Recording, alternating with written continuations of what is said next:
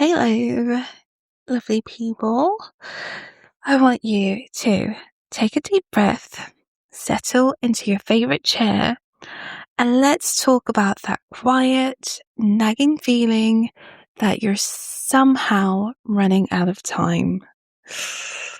Oh, I know that feeling. All right, part 1, introduction, the loud whisper of not enough. Hello, my lovelies. Welcome back to another episode of Cappuccinos and Confidence. I'm so glad you've carved out this space for yourself today. Whether you're listening while you're on your morning commute, during a quiet moment in your home office, or perhaps you're tucked away in a corner of a bustling cafe with a warm mug in your hands, well, thank you for being here. This space is ours, and today we're going to use it to dismantle something that has been weighing it's been weighing down far too many of us.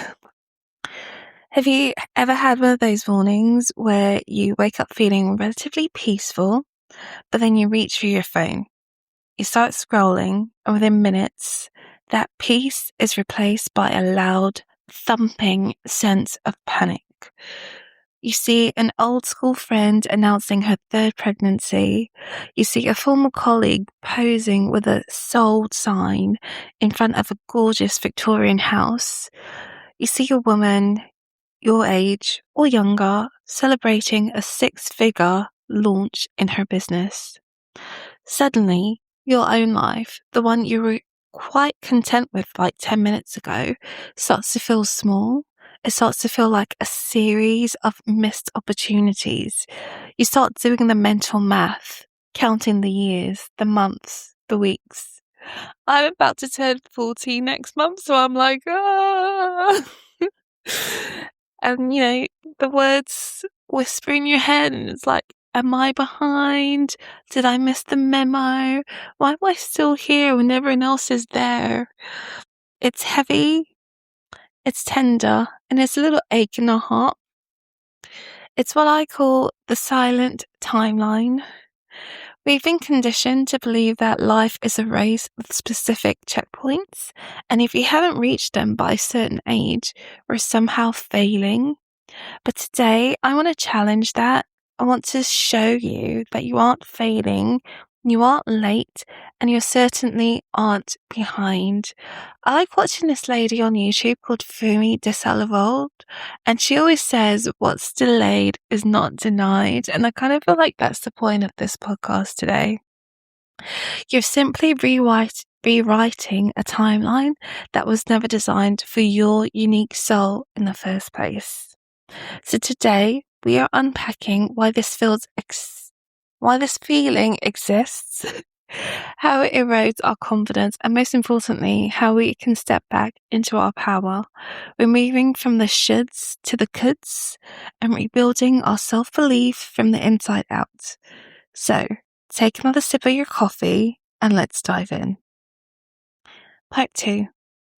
Amara's silent shift. I want to tell you about a story about a woman named Amara. Guys, I would just let you know it's like late when I'm recording this at night because it's been busy. Anyway, it's been busy. But anyway, Amara is someone I worked with recently. She's brilliant, creative, and a deeply soulful woman in her late 30s. When Amara first came to me, she described her life as feeling surreal but hollow. On paper, she was doing well. She had a steady corporate job, a lovely flat in London, and a supportive circle of friends. But every time she went to a wedding or a baby shower, she felt like she was wearing a mask. She felt like a guest in a world she didn't belong to.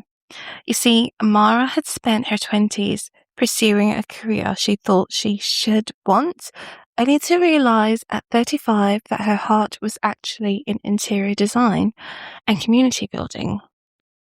The problem wasn't that she lacked talent or drive.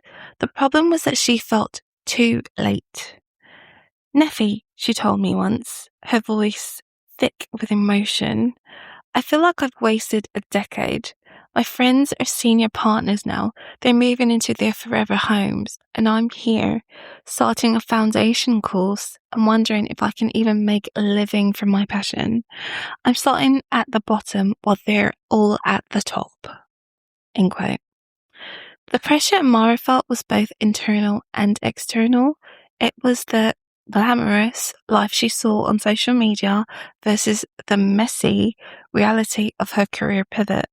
She was measuring her behind the scenes against everyone else's greatest hits. Our turning point came during a particularly cold Tuesday morning. We were looking at her Wheel of Life worksheet together, and I asked her a question that stopped her in her tracks. I said, quote, "Amara, if no one was watching your life, if there was no LinkedIn updates, no Instagram stories, and no family dinners, would you still feel behind?" End quote. She was silent for a long time. Then she whispered, "No. I'd feel excited. I'd feel like I'm finally beginning." End quote. In that moment, Amara realized her feeling of being behind wasn't a reflection of her progress, but a reflection of her comparison. She wasn't behind. She was just on a path that no one had shown her before. She was rewriting her timeline to include joy, alignment, and true purpose rather than just checkboxes. She started to see her decade in corporate not as wasted time, but as the very thing that funded her new education and gave her the project management skills her designed peers lacked. She wasn't starting from zero, she was starting from experience. Part 3. The architecture of invisible timelines. My loves, why do we do this to ourselves? Why is the feeling of being behind so loud and so painful? To understand this, we have to look at the architecture of what I call invisible timelines. A. The comparison culture trap. We live in an age of hypervisibility. In previous generations, you only knew what your immediate neighbours or family were doing. Today, you have a front row seat to the lives of thousands of people. But here's the thing, you are comparing your unfiltered, raw human experience, the days where you feel tired, the days where you doubt yourself, the days where the laundry is piling up, to a highly curated, edited, and filtered version of someone else's life. That also includes me, guys. I've been really filtering my photos lately, so yeah, I don't look like how I look on Instagram in real life, just so you know. Anyway, comparison doesn't just steal your joy, it quietly rewrites your confidence story. It makes you believe that because your path doesn't look like the standard one, it must be wrong. But there is no standard. Every woman you see who looks like she has it all figured out is also navigating her own silent battles and invisible delays. B. The checklist of the shoulds. Society has given us a checklist that is almost impossible to follow without losing ourselves. Career peak by 30, married by 32, first home by 35, stability by 40. But where did these dates come from? They are often remnants of a different era or cultural experience that doesn't account for the complexities of modern life. When we tie our self-worth to these external milestones, we give away our power. We become slaves to the calendar we didn't even write. C. The confidence impact. This isn't just about feeling a bit sad. The belief that you're behind has a devastating impact on your confidence. By one, plain small. If you think you're too late to start that business or change that career, you stop trying. You settle for good enough because you feel the best opportunities have passed you by. 2. Overthinking. You become paralyzed by decisions, terrified that another wrong move will set you back even further. And 3. Delaying action. You put off your dreams until you feel ready or caught up, not realizing that the only way to catch up to yourself is to start moving. The truth is, your timeline is a narrative, not a law. And like any narrative, it can be edited, it can be reimagined, it can be completely rewritten. Part 4. Practical steps reclaiming your internal compass. So, how do we move from the feeling of panic to a state of focus, confident action? How do we stop measuring ourselves against timelines that don't fit? It starts with 3 mindset shifts and 2 very practical actions. So mindset shift 1, your timeline is data, not delay. I want you to reframe everything you've done up until this point. The job that didn't work out, that relationship that ended, the years you just spent being a mother or just soul-searching. That wasn't wasted time, it was data, it was preparation. Every experience you have had has added a layer of deep depth, resilience, and wisdom to your character. You aren't restarting, you're pivoting with a wealth of information that your younger self simply didn't have. Mindset shift 2. There is no universal right time. Life is not a linear progression, it's a series of seasons. Some people have a spring in their 20s where everything blooms early. Others have a long winter of preparation that don't see their summer until their 50s. Neither is better than the other. Confidence grows when you detach from deadlines and start trusting the rhythm of your own growth. You're exactly where you need to be to become the woman you want to be. Mindset shift 3. You're allowed to redefine success. Success isn't a destination, it's an alignment. Ask yourself, what does my life actually look like when it feels good? Not what looks good on a CV, but what feels good in your heart.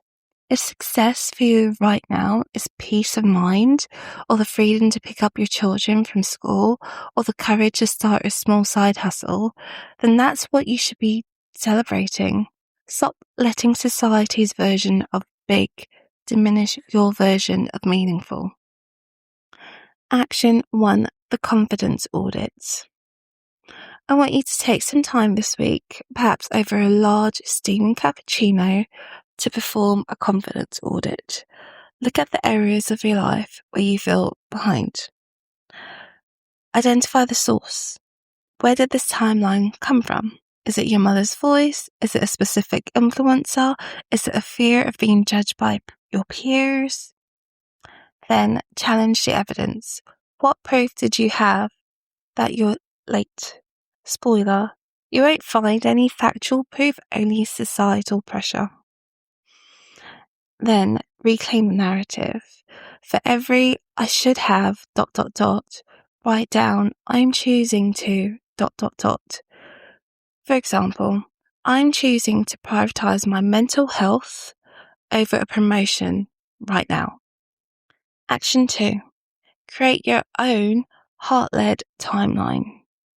So grab a fresh page in your journal, write down 3 things you truly want in your career, your lifestyle, and your relationships.